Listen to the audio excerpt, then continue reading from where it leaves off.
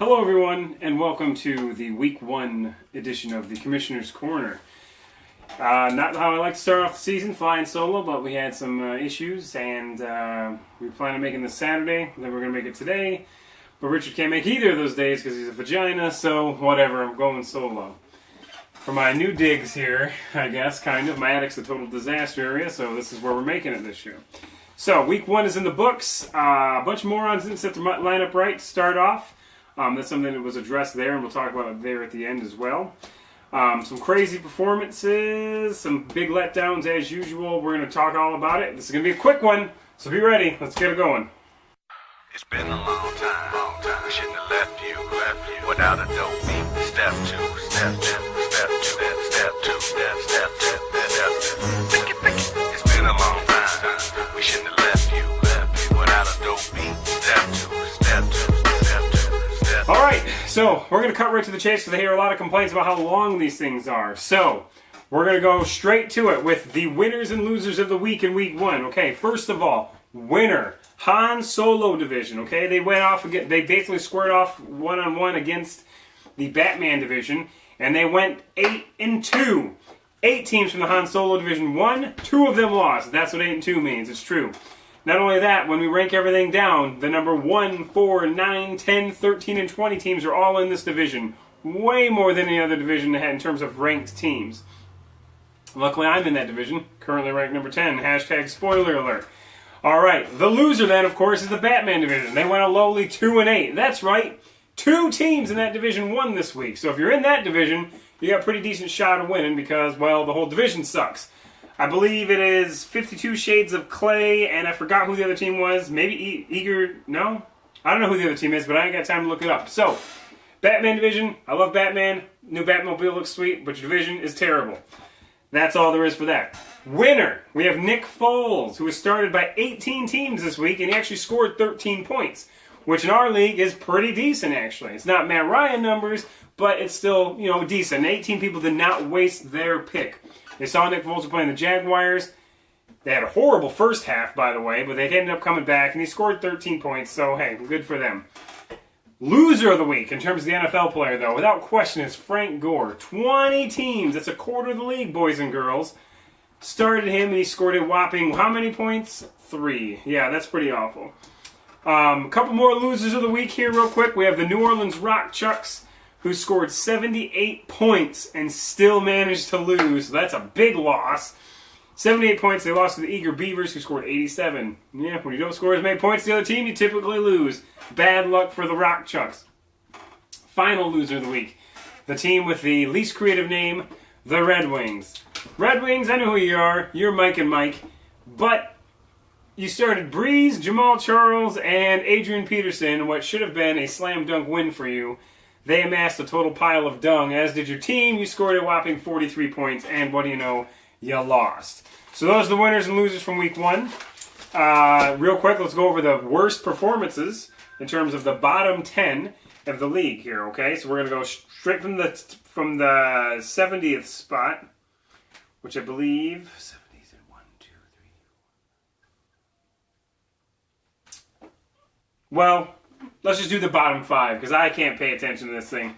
Anyway, 5th from the bottom, we have the Springfield Isotopes. Texas Taco Benders, you were 6th from the bottom.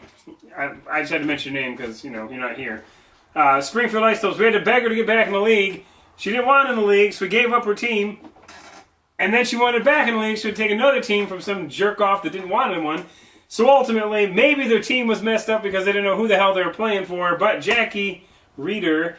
Your team scored a whopping 41 points and lost. California Coyotes, another team that was seemingly on the fence. Couldn't get a hold of Benny Richmond. He had to put a friggin' APB out on him on the MUSL fan or Facebook page. Couldn't find him. His team, apparently, wherever he was, didn't show up either. Team Mike, real original name, but at least you started a lineup, and they got you 36 points. This is a shocker. Tingling Buttholes, definitely the worst name of all time. Well, maybe the second worst behind the Red Wings. Okay, maybe the third worst behind the Red Wings and Team Mike. Change the damn name before I have to do it. Tingling Buttholes, I believe that is a team formerly known as Derp. They scored also 36 points. And then the 80th highest scoring team, aka the lowest scoring team in the league, you guessed it, it's on like Kong. Way to shame the family name, Cassandra. That's all I'm saying. Moving right along to the top 20.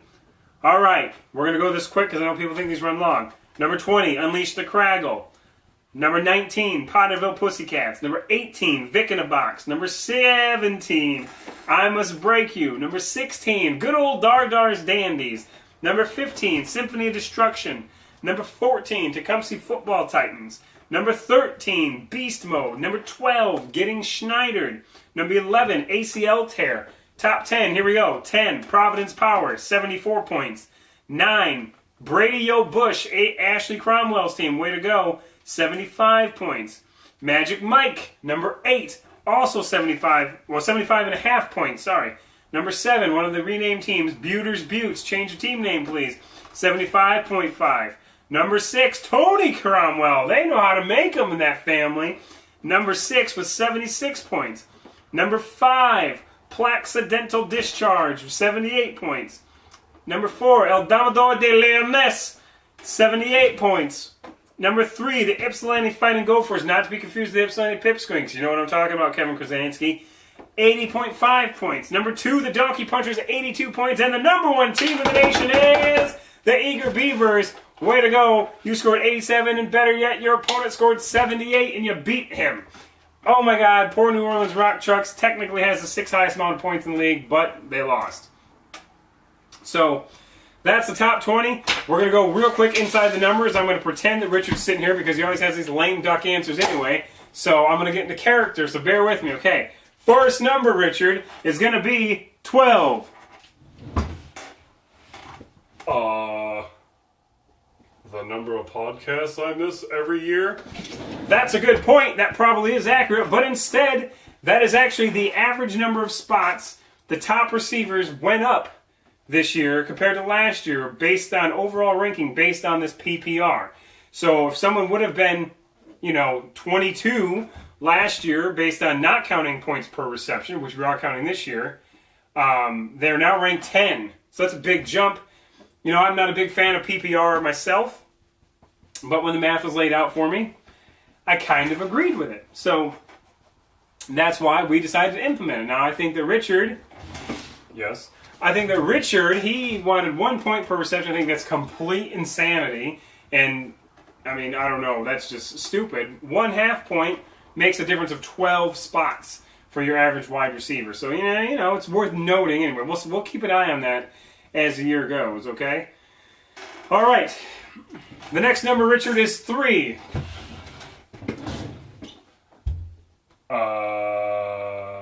The number of decibels that I usually speak, because nobody can ever hear me on these things.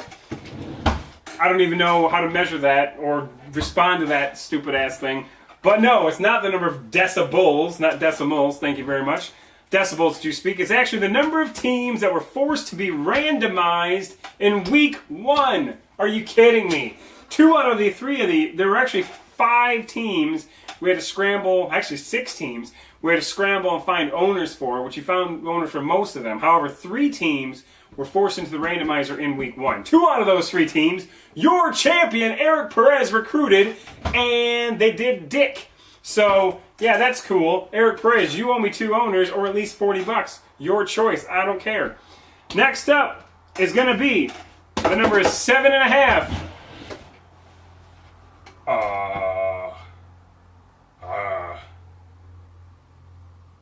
I don't know. Jesus, you're even lamer when you're not really here. So 7.5, that is actually the number of more points that Julius Thomas scored this week than any other wide receiver, okay? I got to be honest with you, I did these numbers before Calvin Johnson, so it's actually 3, but still.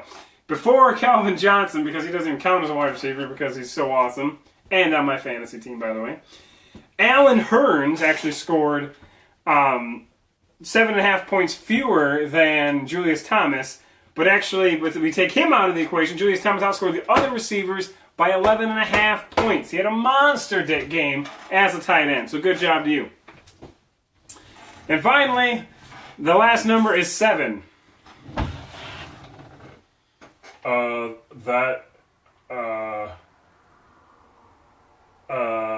That's the size of my penis.